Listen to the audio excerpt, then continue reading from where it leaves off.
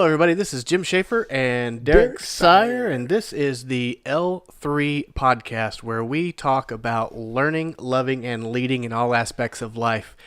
How are you doing this afternoon, Derek? I get so excited when we get to do this. Woo! Not only do we get to hang out like on some friend stuff, but we get to do business together. Yes, sir. We get to dream big together. We get to talk about love, leading, life, leadership, loving, learning, leading. This is a good thing, right? Yes, sir. In the pursuit of happiness. Why not? I love that. I thought about throwing that in there, but I was like, that's too cheesy.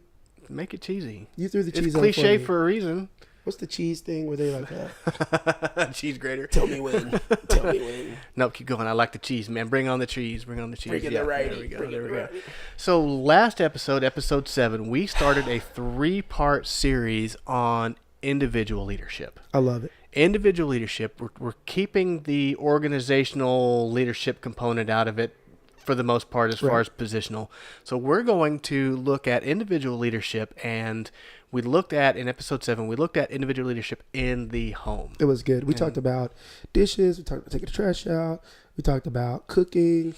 We talked about our children and household chores. It was really good. And how messy I was, and how sometimes I have a tendency to be a turd when I get home. But that, I digress. Yes. I digress, That's so. a good leadership moment, though. We Yes. expounded on that. We talked about how great leaders are able to absorb their faults, and we're able to acknowledge our shortcomings. And I think that was really good. We made a good point out of that. Yep, we did. We did. So what we're going to do today, folks, is we are going to head to the office. So we've been at home. We've done our leadership at home. We've loved our wives. We've loved our husbands. We've loved our children. Our children have loved us.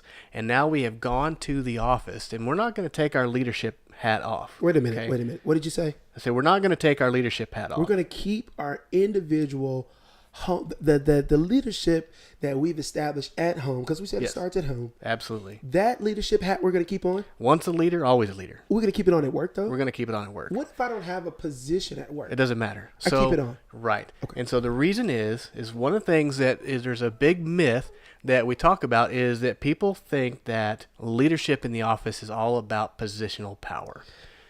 We talk about how if you're the boss, you're the manager, you are the leader, I am no longer the leader. Wow. And that's not accurate, okay?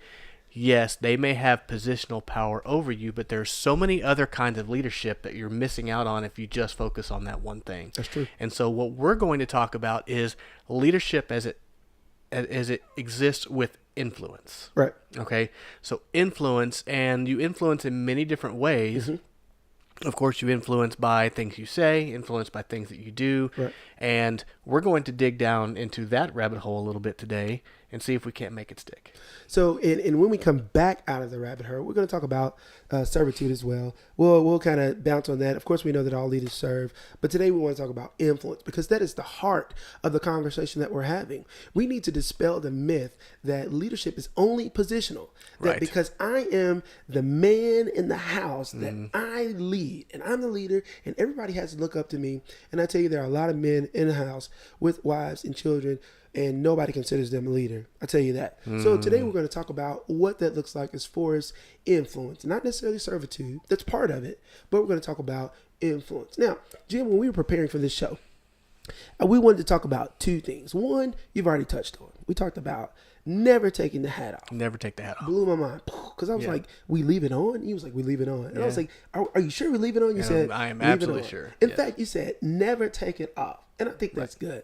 The next thing we wanted to talk about was this influence that we have. And you keep saying this. You said it in multiple shows. When we're texting, when we're talking, when we're thinking about leadership books, you've always talked about this influence that not only goes up and down, but it goes out, side to side. Side to as well. side. Explain that a little bit. Well, so of course everybody, when you think of a leader, again, you kind of go back to that myth of when you lead, you're leading somebody below you, or somebody from above you is leading you. Right. But if you look and you think about in a 360-degree leader Yeah. term or realm, you are not just leading down. You have an opportunity to lead up. You have to be careful how you lead up in an organization. Right. But you have that opportunity to lead up, and you also have an opportunity to lead the people around you, lead your peers. Yeah. And again, this is going to come in the form of influence, because you don't have any positional leadership above your peers Right. or over your peers. You are just simply being a good example and having good ideas and being somebody who is trustworthy, who has integrity. Ooh, that's good. Right. And so we talk about that the a Knights lot. Round Table. Yeah.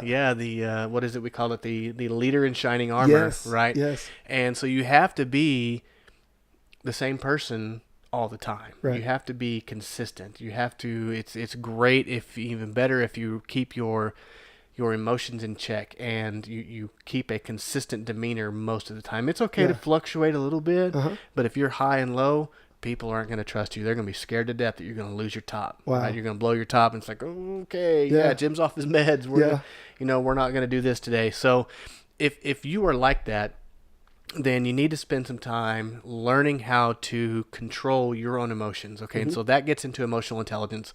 One, you have to understand that you do this, and two, you have to learn how to fix it and how to make it better. And the better you get at that, the better emotional intelligence you have, the better employee you are, the better coworker you are, and the more influence you will have on those around you. Right? I think that's great. Yep. So what we're going to look at first is let's talk about just general influence as you walk through the door. Right. Okay. We said you can lead up, you lead down, of course, and then of course you lead side to side. And so there's a few components that you really have to really dig into, and trust and integrity are going to be above and beyond better than anything else. If you haven't developed that trust and integrity with your team, it's not too late to start. Yeah. Depending on what it's been like to this point, it may be a little bit more of a struggle. You may have to reinvent yourself, not only in your eyes, but also in theirs. But if you want to be able to have influence with others and to open some bigger doors and opportunities for yourself, you've got to start by rebuilding yourself as a leader, right? agree. So we talked about leaving that leadership hat on. We walk through the door. We may have a reputation for leaving trash out on the counter next to the coffee pot. Don't be that guy. Or not filling the coffee pot with the next, taking the last cup or almost leaving a half a cup. Don't be There's that some in there, right? Don't be that guy. Yeah, don't be that guy. You have an opportunity to stop and say, okay, what would a leader do? Yeah. Not what would the CEO do, but what would a true leader do? What would make somebody look up to me even if they're above me or beside me? It's so good. Okay. And so it's simple. It's really simple things. One, like we said, you be trustworthy. Yes. Right? You tell the truth at all times. Yes. You make yourself reliable. If you say you're going to do something, you do it. Yeah. You have accountability. Wow. And that's a word that doesn't seem to have as much traction as it used to. We talked a little bit about it on the last episode, but that is where when you make a mistake, you own up to your mistake. Right. And you vow to make it better. Right. Right? It's okay to fail. Okay? I agree. I'm not one that celebrates failure. We've talked about that before. It's okay to fail as long as you don't ever waste the failure or waste a mistake. Right. Right. So learn from it. At least you know one way that didn't work. Okay. So you have to learn from that mistake. That's true. But you have to embrace it and say, okay, yep, that was me. Yeah. I thought we were only going to spend $100,000 on this project, and I went $150. Right.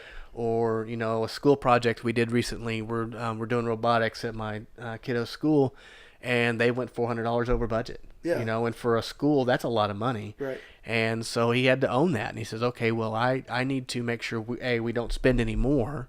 And B, if we can't make that up somewhere else, then how do we make amends with others? Yeah. We don't say, oh, well, I didn't understand, or, oh, I wasn't paying attention to it, or I didn't know. You did.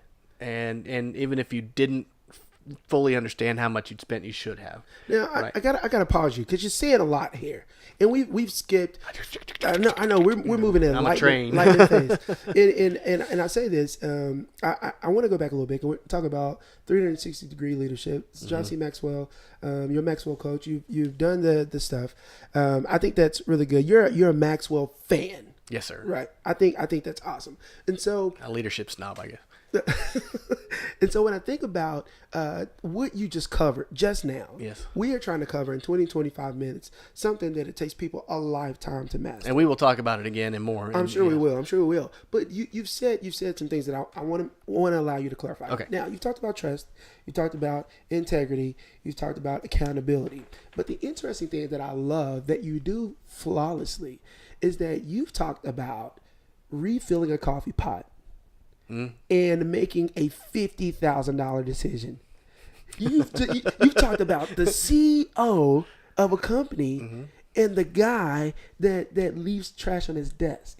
Jim, you were talking about trust, integrity, and accountability from the top to the bottom. Absolutely. In the last episode, you said it doesn't matter what you're doing; somebody's watching you, right? The example you said that you gave, you said if you pick up a piece of trash off the floor, some teenager is going to see you do it. If you push a cart in at the grocery store, some teenager is going to see you do it, and you've then a butterfly effect leadership Yeah. without even knowing. Now, for you, this is something that you live, eat, breathe. You are working with this all the time, Day in, day out. day in, day Yeah. out, right? I want you to stop just for a little bit. I want you to go at a snail's pace and talk about why it's important for the delivery guy to have trust, integrity, and accountability, as well as president of the country, CEOs, diplomats, politicians. Why is it so important? As we talk about personal leadership, why is it so important for those to be key components to personal leadership? Well, it's you look at it in snail's pace is going to be hard for me. So you may I have know. to help me put on the brakes a couple of times. So personal leadership, it has to happen at all levels. Right. Okay. So even somebody who has positional power, as high up as a CEO, Right. has to demonstrate personal leadership as well. I agree. You know, the CEO expects the cleaning crew, the custodian, to pick up trash. Right. Okay. They expect them to clean the break room. Right. What you will see for the best CEOs is when he's walking down the hall and he sees trash, Wow. he doesn't say to himself, the cleaning crew will pick that up tonight. He stops, bends down, and picks that up himself. I'll add to that and say that he's not going to do it. A real CEO will not do it with the hopes that somebody sees him do it. Right. He will do it Right. because it needs to be done. Because it needs to be done. It's the right thing to do. This goes back to integrity, right? This is what you do when you're by yourself.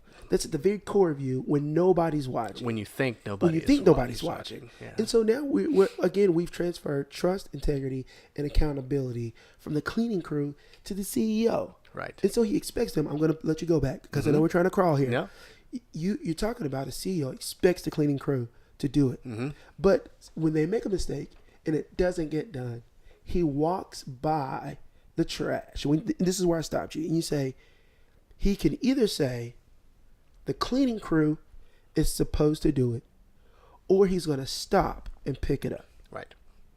Trust, integrity, accountability on display. Go ahead. So you're down the hall and you see this happen. Which has a bigger impact? Oh my gosh. Which will give you a better feeling about that CEO? Well, definitely not the cleaning crew. Now, valid. They're doing what they're supposed to do. Cleaning crews are supposed to clean, right? But if they do it, I'm like, great job. They're doing what they're supposed to do. But if I see the CEO picking up trash, same piece of trash, piece of trash.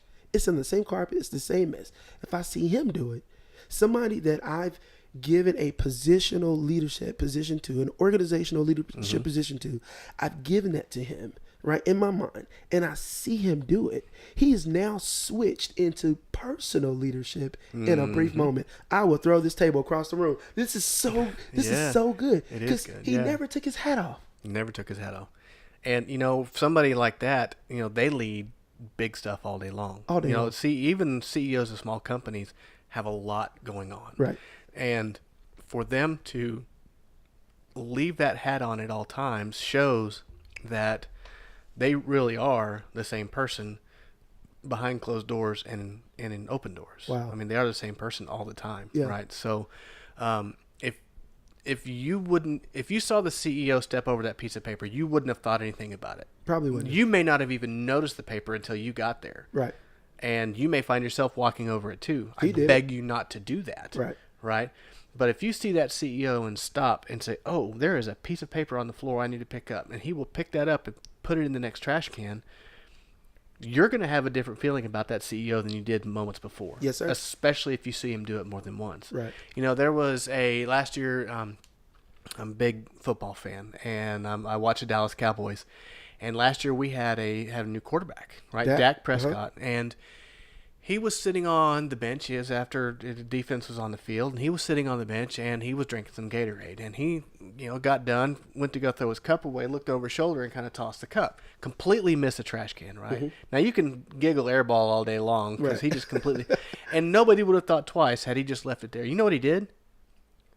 On national television, not knowing he was on national television, he got up, picked up that cup, that trash, and put it in the trash can. Wow.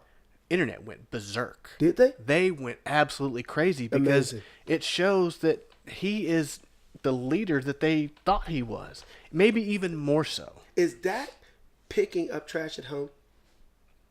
If Dak is in the kitchen and he throws a piece of lettuce and he misses it. No, let's rewind it a little bit. Mm-hmm. Let's rewind it. As a kid, he's at home with mom or dad, and he throws a piece of trash. Is mom telling him to pick it up? Is he picking it up by himself? Is this learned? Is this intuitive? I would not say it's intuitive.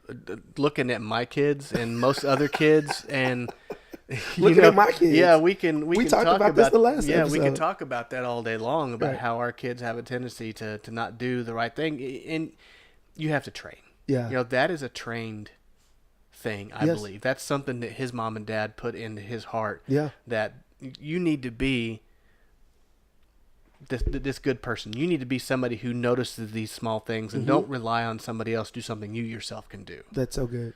And it makes a big difference. And like I said, the internet went crazy. The internet would go absolutely berserk if they saw Donald Trump, our current president, bend down and pick up a piece of trash and throw it in the trash can. Yeah. Of course, he probably feels like he's beyond that. But you know what? It would go so far if he would not. He would pick it up. Maybe so. He would pick it up. Maybe so. Let's hope. Anyway, so we digress. Let's not go down that road just yet. So, all right. So the next component is wait. Trust. Integrity. Accountability. Go. Sorry. Right. So we talked about trust. We talked about integrity. So accountability is a big thing too. Yes. I listened. Or actually, I read. Well, actually, I listened to an audiobook. Yes. I sort of read it, but I read it with my ears. I like that. There was a vice president of operations for this really major corporation. They never said what the corporation was. It was a really major corporation. And the vice president was really struggling to get something done. And he had made a huge mistake. We're talking multi-million-dollar mistake. And the consultants were talking to the CEO saying, we see this mistake. We see it's documented here, and here. You need to bring this guy in, and you probably need to let him go because you can't have people make these mistakes like this. It's a big deal. Right. And so what they did is they brought the consultants and the CEO brought this vice president into the office, and they said, okay, we see here this is documented, this whole string of events that happened, and you made a really large mistake that cost the company a lot of money and perhaps even some points with the public, some PR points with the public. Right. And it was a really big deal. And what do you have to say for yourself? Okay, so the VP has two options right then and there. He can, one, throw everybody under the bus. Wow. Or he can say, you are absolutely right. I made a mistake. I need to make up for that. Yeah. I should have done it this way. I didn't. I did it that way. Right. And even if it is the mistake of his subordinates, right? We talked about it before. Leaders take more than their fair share of the blame. Yes, sir. Right. And they give more than their fair share of credit. Now, I can't take credit for that quote, of course. John Maxwell has said it he says it in developing the leader within you. I think he's got it in his book, 21 Irrefutable Laws of Leadership. I know Craig Groeschel has said it in his leadership podcast too. Yeah. But you take more than your fair share of the blame and you give more than your fair share of the credit. Yeah. So at that point, that leader stood up and said, the buck stops with me. I made a mistake. Wow. And so the consultant was completely blown away. He was like, okay, you need to get rid of this guy. You got to get rid of this guy. He can't do this. You know, he did it completely wrong. He went in there and said, I made this mistake. The VP went in there and said, I made this mistake. And it completely changed that conversation. Wow. Now he has held himself accountable just like he would somebody else. Now he may have some other conversations with the people who may have assisted with the mistake. Right. But he owned up to it, and he completely changed that conversation. So that gives them the opportunity to say, okay, well, Mr. VP, because you were truthful, kids, listen up. Listen up. Because you were truthful with me, we're going to give you a second chance at this. Wow. We were going to let you go. Today was going to be your last day, but you impressed us by your honesty and by your integrity, and that's hard to find. We cannot let you go. We still need you, but we need you to do your job correctly. That's amazing. Yeah. And it blew me away. You don't think things like the conversations like that happen, but accountability is real. And I think people don't fess up to things. They don't absorb. They don't appreciate. They don't take advantage of accountability because it feels like someone's trying to catch you Right. doing something wrong. Yeah. Instead of helping you grow, prevent those errors and move you towards doing right or becoming the best you can be. People feel like accountability means that you're less mature or immature, or that you can't be accountable to yourself or restrain yourself. Or that you can't do the job, period. Or you can't do the job. And I think that's very important to know that the best leaders are yielding themselves to be accountable to some. Pardon me, folks. That was my dog barking at the door. Ivory, what's up? No. Yeah. So when we think about some of the best leaders in the world, some of the people that we look up to the most, that those leaders are the ones that are yielding themselves to be accountable to someone else. Right. They're the ones that are picking up the trash. Our hope is in my wildest dreams. When I think of famous people, sometimes I'm afraid to meet them because I hold them up to the standard in my mind, and I'm like, please don't let them be jerks. But in my mind, my hope is that our best leaders are the ones that are the ones that we can trust, the ones that have high integrity, and the ones that yield themselves and hold others to this circle of accountability. Well, if we can't do those things, they are not the best leaders. Oh my gosh. I don't want to think about that. Pure and simple. They're not the It's best true. leaders. It's true. And it'd break your heart. And 9 times out of 10, they're not. Yes. They're not as good as you would like them to be. And, you could look in any organization. Of course, you're self-employed. Well, I guess you've got some stuff where you have some reporting Right. duties, if you will. But, well, even when you're self-employed, you still have to be that leader Even more so. yourself, right? But at the same time, it's you look at any organization and you're going to find those leaders that are decent. They're okay leaders, but they're not great leaders. Yeah. We're talking about those best leaders are the ones that are doing all three of those things. Right. Yeah, the best leaders are, because they're also, when they're doing all those things, they're making themselves an example for the ones beneath them and beside them to do as well. And now they are making better leaders, right, in addition to being a leader. So they're not just making better followers, but they're also making better leaders through example. So I want you to wrap this up. I think this is a pretty good way to end our conversation on this individual personal leadership at work, in business. I think this is a great talk that we've had, because Jim and I, we hesitated on even trying to do this because we knew this could have easily been a 2-hour episode talking about how tricky the trap of being a individual personal leader. I lead myself amongst leadership, right? It's like, how can I have this high standard of accountability, trust, and integrity for myself, and then go to work and yield that to someone else? Well, Jim answered it right off the bat. we never take our hat off. No. We never take it off. In fact, part of that allows us to be the best employee that we can be. Mm-hmm. The best direct report or subordinate that you have. I hate to use the word subordinate, but when you are reporting to people, the people that report to me are the people that the ones that I love have high integrity.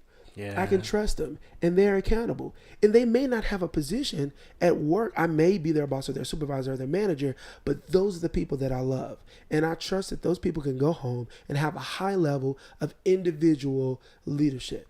And so I'm glad we were able to kind of sloth through the mud, right? I know we're going to get to talk about this organizational and positional leadership, but right now we're talking about individual. And we've talked about what it looks like at home. It starts at home. It starts at home, and then it spills out into everywhere else. Well, where does it spill? Today we talked about it spilling over into the workplace environment, yes, sir, into business. And I think we talked about that really well. You talked about how accountability, trust, and integrity are these guiding factors to how our personal leadership can flow into the workplace environment, right? It keeps us steady. It's a true north.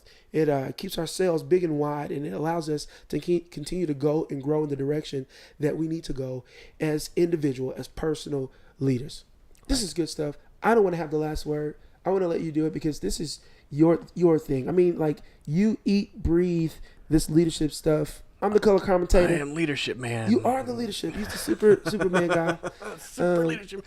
Yeah. You are the hype man. I think we landed on hype man, not just color commentator, but the hype man. Yeah. I'll tell you why we work. We've digressed. We're gonna bring it back, I promise.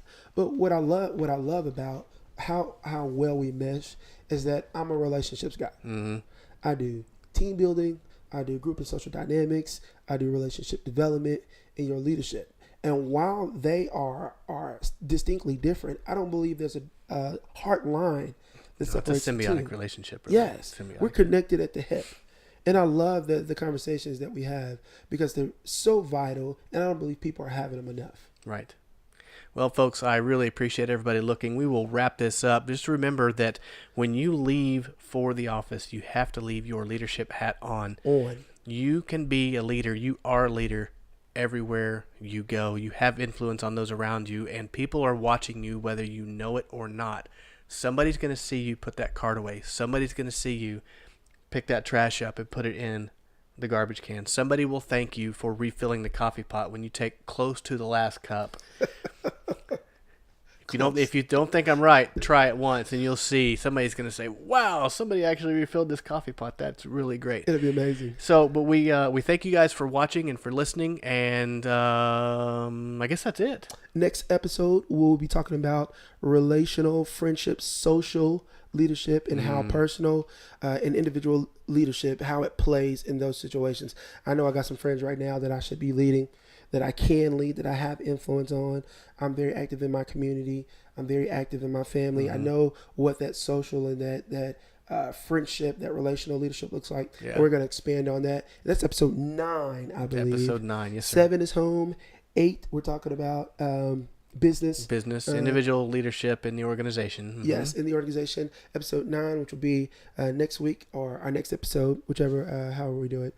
It will be talking about personal relationships, friendships, social leadership as an individual. We may have to do this series multiple times. Are we going to do it multiple times? So many things that have not been said, and it's just I don't have time. You should see us trying to cram this into this time. It's like we keep looking at the clock, and it's like, oh no, we're over time. Yeah, but it's so good. So thanks again for watching the L3 podcast. I'm Derek Sire. Jim Schaefer. See ya next time.